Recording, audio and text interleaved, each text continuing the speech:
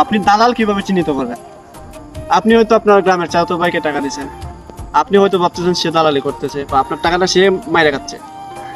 বিষয়টা কিন্তু এখানে থেমে থাকলে ভালো হতো, এখানে কিন্তু থেমে থাকে নাই।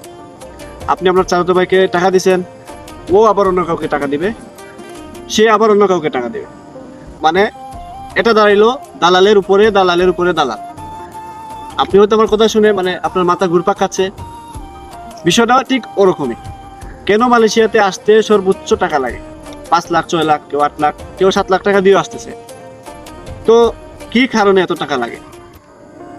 এই কারণেই টাকা লাগে, যখন আপনি আপনার গ্রামের কাউকে টাকা দিবেন, সে হয়তো আপনার বিশ্বস্ত মানুষ, আপনার টাকাটা মেরে খাবে না, কিন্তু ওই ওই মানুষটাই আবার অন্য একজনকে টাকা দিতেছে, আর ও আবার অন্য একজনকে টাকা দিতেছে। এরকম হাত বদল হতে হতে রিক্রুটিং যে এজেন্ট, যে প্রকৃত দালাল, তো তার হাতে ধীরে ধীরে পৌঁছাচ্ছে। এখন আপনি আপনার পরিচিত মানুষ, গ্রামের বিশ্বস্ত মানুষের কাছে টাকা দিলেন, সে কি টাকা খাবে না? সেও আপনার এখান থেকে টাকা খাবে, আবার ও যখন অন্য কাউকে আপনার এই কাজটা করার জন্য দিবে, সেও আপনার ওখান থেকে টাকা খাবে। এরকম হাত বদল হতে হতে টাকার অঙ্কটা 6 লাখ, 7 লাখ, 8 লাখে গিয়ে দাঁড়ায়। তো আগে মানুষ 3 লাখ, 3.5 লাখ টাকা দিয়ে আসতে পারছে, তখনও কিন্তু এত টাকা ছিল না। আর এখন সর্বোচ্চ টাকা লাগতেছে, মানে একটা ইউরোপে যে যাইতে যে পরিমাণ টাকা লাগে, ঠিক ওই রকম টাকা লাগতেছে আপনার এই এশিয়া মালয়েশিয়া দেশে আসতে। তো আপনি যত বিশ্বস্ত মানুষই হোক না কেন, সেও টাকা খাবে, যাকে দিবে সেও টাকা খাবে। এরকম হাত বদল হতে হতে হতে হতে আপনার টাকার অঙ্কের হিসাব বেড়ে যাবে, আর আপনি ঋণ করতে থাকবেন।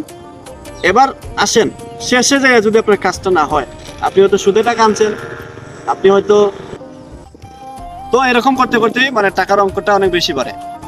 তো আপনি ঋণ করলেন, সুদে আনলেন, হাওলাত আনলেন, মানুষের কাছ থেকে ধার দেনা করে আপনি টাকাটা জমা দিলেন, শেষে গিয়ে জানতে পারলেন আপনি যাকে টাকা দিচ্ছেন সে কিছুই করতে পারে না। তখন আপনি কি করবেন? আপনার কোনো কিছু করার আছে? এই জন্য যাই করেন জেনে বুঝে, একজন রিক্রুটিং এজেন্ট দেখে, যার আরএল নাম্বার আছে, ওরকম এজেন্ট দেখে আপনি সরাসরি তার সাথে যোগাযোগ করে টাকা পয়সা লেনদেন করেন, দেখে বুঝে করেন, তাহলে আপনি হয়তো বেঁচে যাবেন। ধন্যবাদ।